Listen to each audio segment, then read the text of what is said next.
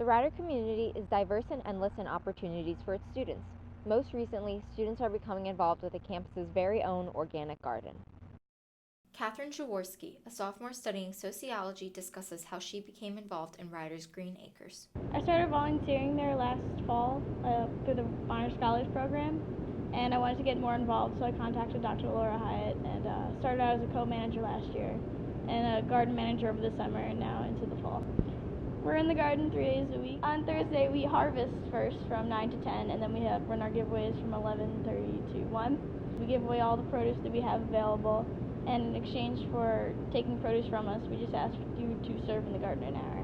In order to receive more information, we have a listserv email, so they can just contact me or anyone else. The garden is located right next to Daly's, in between the Vaughn Clubhouse and the Daly's parking lot. Natasha Fuller, one of the many Bonner volunteers, chose the organic garden as their site to focus on and improve. Produce from the garden goes towards the Mercer County Board of Social Services to families without access to fresh produce. Our program director came up and asked me to be the team leader, and it's always something I've been passionate about, is food and food insecurity and, healthy, sustainable living. So right now, we're just doing a lot of weeding, and we're starting to plant a lot of our fall harvest products, so that'll be good. We've got like kale and lettuce and arugula and tomatoes, so lots of fun stuff.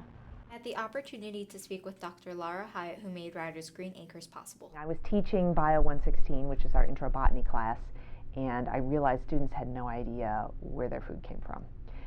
I started with a Food of the Week project where I gave students things that were connected to what we were talking about in class to eat and taste, and I realized, kids had never had kumquats and quinoa and, spirulina and all these other things, so I started with that, and then I realized that, it needed to go further.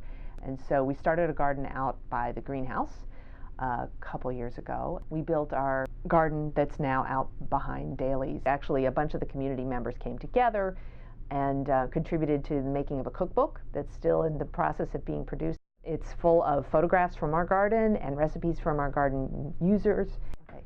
So it's interesting because organic produce is not really all that much better for you as a consumer than conventional produce. However, the environmental cascades of the way that food is made is huge.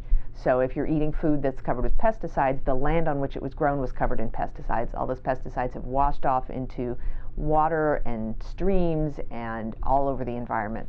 And so by buying organic, you are voting for protecting the environment more than you are improving your own health.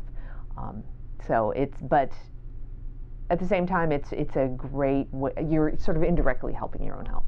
The Organic Garden welcomes students of all majors and departments to stop by and volunteer by weeding or planting seeds. Contact Catherine Jaworski for more details. For the Rundown, I'm Anita Chimenko.